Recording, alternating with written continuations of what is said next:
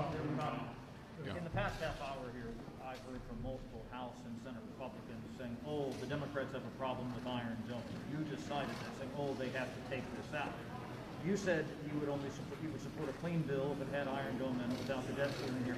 Aren't Republicans, though, trying to have it two ways here by saying, oh, no, we wanted Iron Dome in that bill to fund the government and lift the debt ceiling, but then saying, oh, they had to take it out. It sounds like that's riding two sides of the fence there on Iron Dome.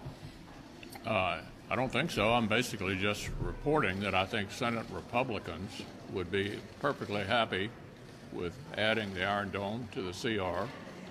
And I was just describing they seem to have some difficulty in the House figuring out whether it's in or whether it's out. And it seems that the latest information was it was out because progressives in the House objected to it. You voted last month for the infrastructure bill that added $256 billion to the deficit, according to CBO. So aren't you also responsible for raising the deficit and debt in the Biden administration? Well, a number of people involved in the bipartisan negotiation on the infrastructure bill actually felt that it was paid for, without getting into that argument.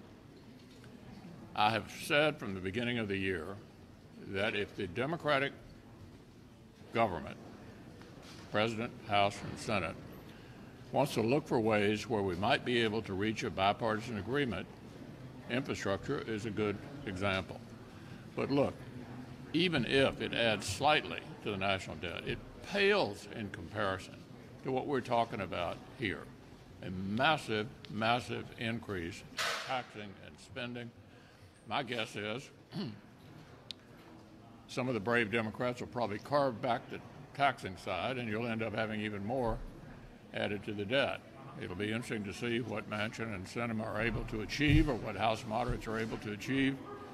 But I never felt we should do nothing with the Democratic administration, particularly in an area that enjoys a lot of Republican support, and that's infrastructure. The